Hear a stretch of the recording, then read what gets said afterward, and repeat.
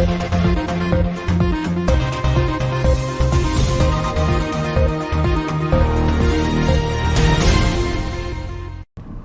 मैं अभिजीत शर्मा उज्जैन आज में आप सभी का स्वागत करता हूं।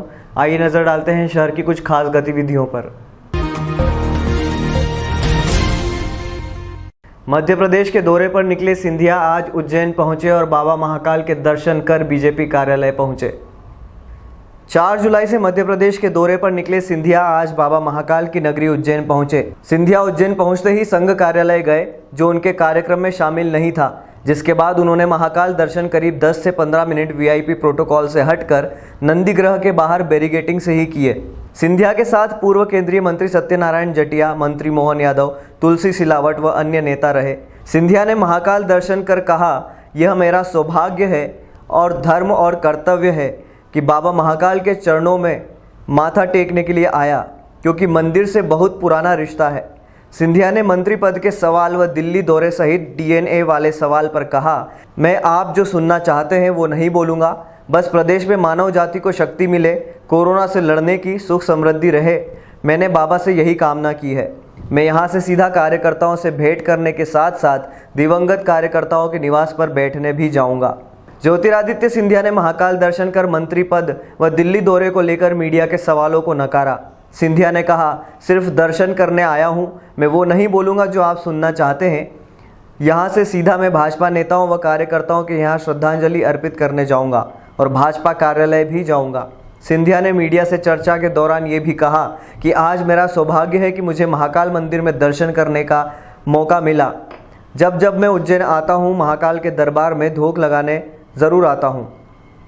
आज मेरा सौभाग्य है कि हमारे महाकाल मंदिर में दर्शन करने का सौभाग्य मुझे मिला। इस मंदिर के साथ सिंधिया परिवार की अंतरात्मा की भावना जुड़ी हुई है। जब जब मैं उज्जैन आता हूँ, महाकाल के दरबार में भोग लगाना हमारा धर्म और दायित्व दोनों है।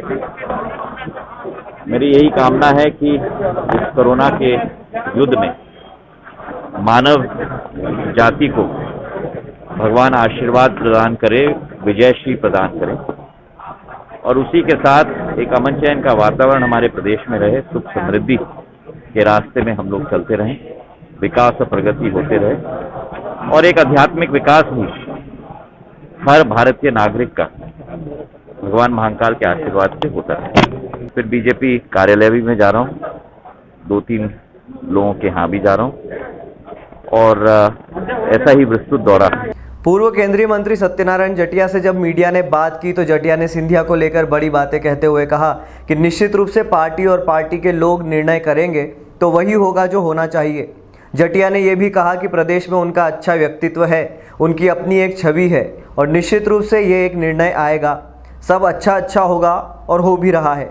जटिया से अचानक दिल्ली दौरे को लेकर पूछा तो कहा, जहां जिसकी आवश्यकता होती है उसे जाना पड़ता है, जब संदेश आता है तो कुछ होता ही है। मेरा और सिंधिया का राजमाता के समय से संबंध है, मेरी शुभकामनाएं हमेशा उनके साथ है और कोई सरकार में तो कोई संगठन में बिना काम का कोई नहीं रहेगा।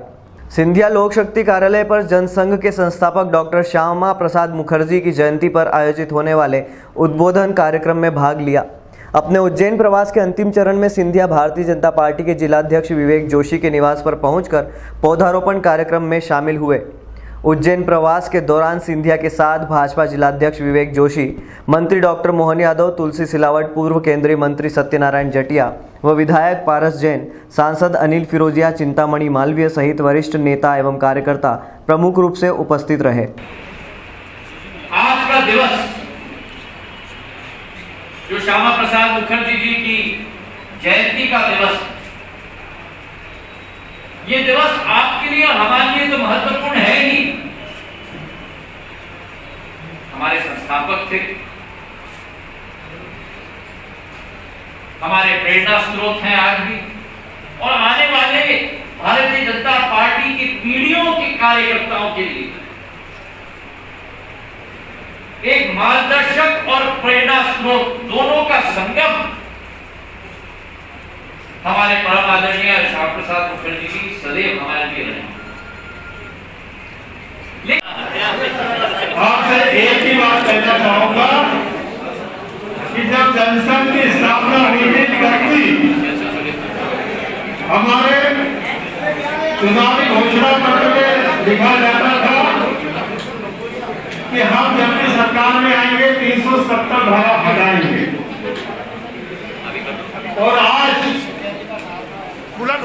हमें कहने में बड़ा गर्व है कि जब हमारा एक पार्षद या एक सरपंच भी नहीं होता था तब हमारे घोषणा पत्र में लिखा जाता था और आज